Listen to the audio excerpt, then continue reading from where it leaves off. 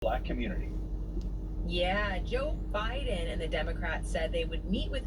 Shout out to my man Sean Arrington. On Ice Cube today. This was on my mind to post today. I'm gonna play a clip. Contract with Black America, and he's hoping to secure funds. They're talking about Ice Cube. Right, a lot of people are going in on I Ice love Cube the Don today Mega for Cube. meeting with the Trump administration as he pushes for a contract with Black America. All right, listen to Cube's words for yourself. Going in on Ice Cube today for meeting with the Trump administration as he pushes for a contract with Black America, and he's hoping to secure funds to help the Black community. I read that contract with Black America. I read it. I went to the website, checked it out. I thought it covered a lot. I thought it spoke to some real shit, some real issues, some things that wouldn't solve, all of our ills or the ills of the Black community, but it was a great start and a great direction, and would go a long way in the resurgence and the uplifting of a people that's been marginalized and disenfranchised for as long as I've been here. But I thought the contract was powerful, and I did sign off. I signed off on the contract. Yeah, Joe Biden and the Democrats said they would meet with him after the election, while Cube admits he has already sat down with the current administration. The Democrats, before I go any further, the whole point of the contract was for him to use it to negotiate. You want the Black community's support? This is what we want done in the first 100 days of your presidency, whoever gets in office. So to say we'll meet with you after the election, that eliminates any negotiating leverage that you have. Understand that. They got every Black celebrity and shit on their team, so they just figure, tell Cube to shut the fuck up and vote. Woo! And so, woo! I gotta run that back. They got every Black celebrity and shit on their team, so they just figure, tell Cube to shut the fuck up and vote. And so, I ain't gonna do that. I'm gonna push the program. We got a program, I'm pushing it on everybody.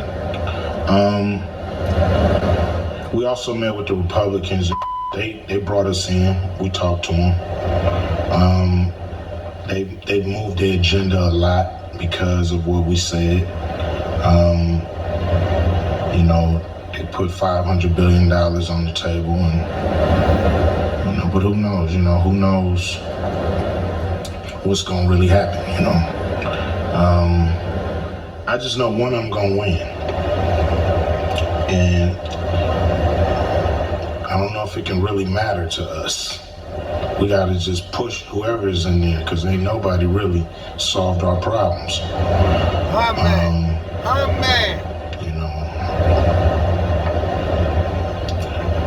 People say we can't take another 4 years of this. And Black people, we can take anything.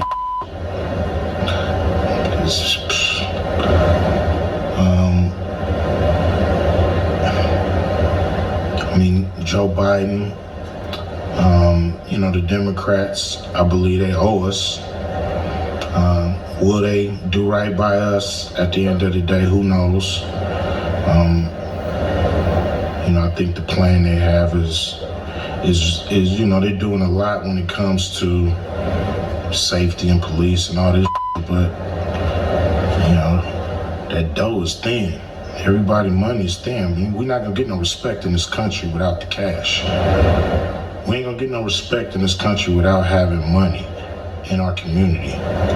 It just ain't gonna happen. Exactly. I often say that while you think your vote is so valuable and is so needed, it doesn't outweigh funding and finance.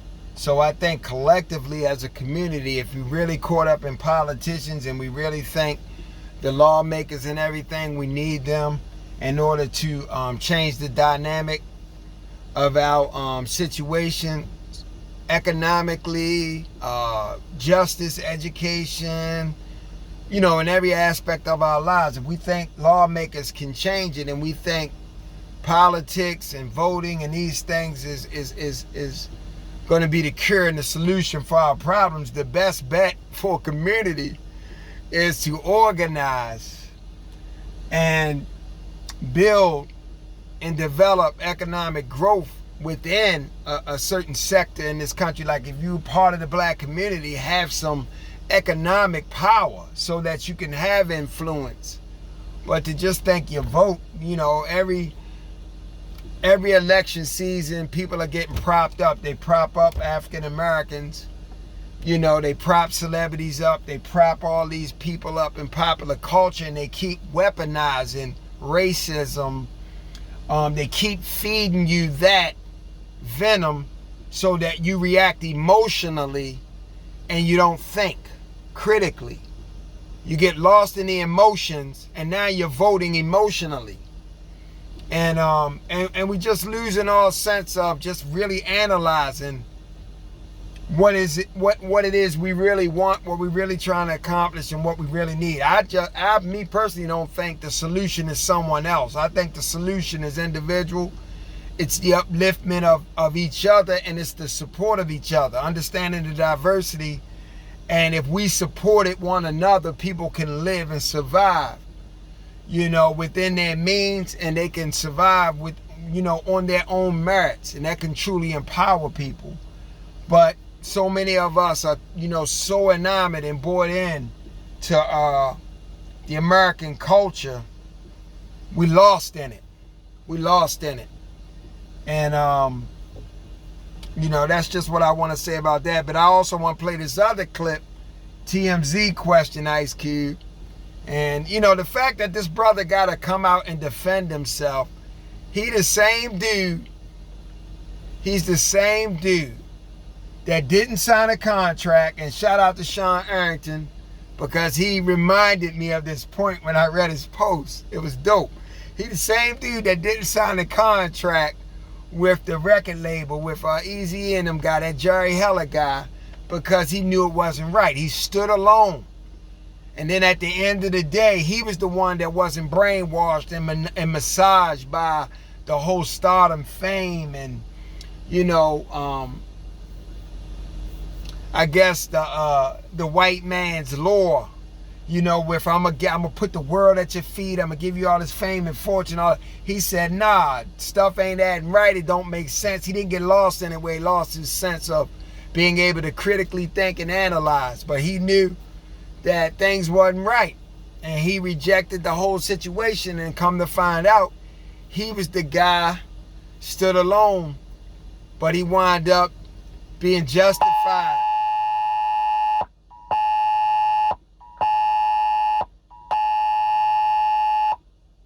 He was justified at the end. That Amber Alert keep going off with this abduction.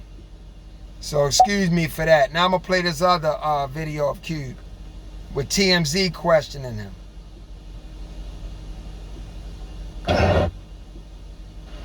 Okay, so Cube... Nope, not that.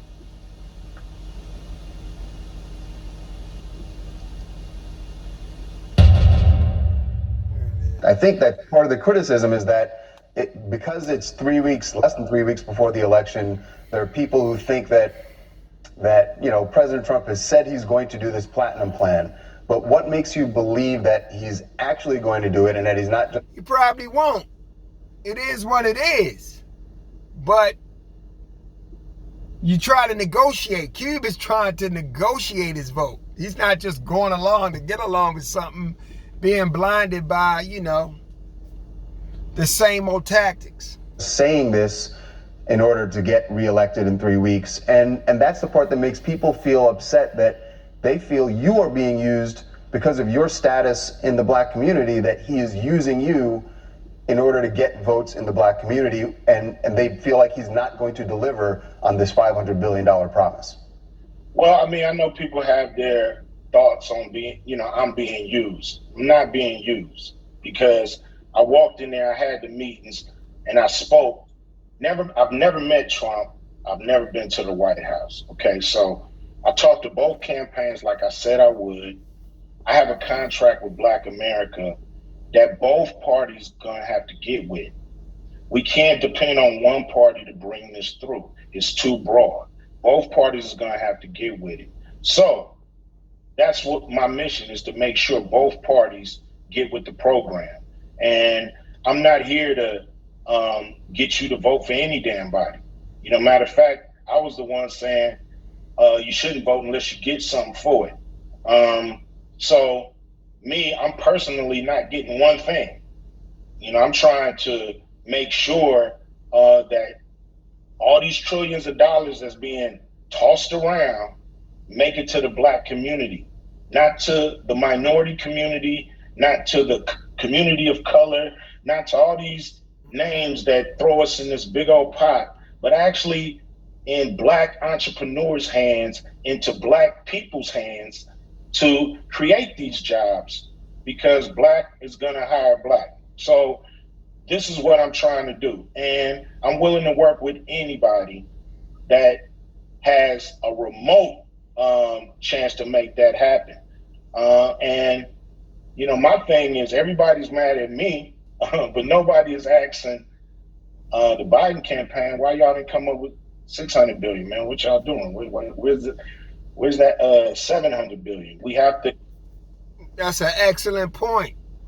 If Trump and his side came up with $500 billion, shouldn't the Democrats try to counter or try to offer something to oppose that? No, they're taking Black votes for granted.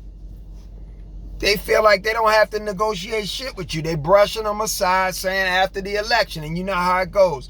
After the election, this will take place, that'll take place. And then everybody's rhetoric will be, well, he only could do but so much. You couldn't do this, couldn't do that. The Republican side wouldn't let him do this, that, and the other. It's always the same rhetoric. All the time. Expect results. We have to push it. You know, the Democrats have a perfect opportunity to make our dreams come true. And they're telling, you know, let's wait till after the election. And you can believe them or not. You know, that's not on Ice Cube. I'm not telling nobody how to vote. You can believe them or not. That is the Don Mega Cube. Y'all have a great Friday. Enjoy your weekend. People always want to kill the messenger and not listen to the message. One love.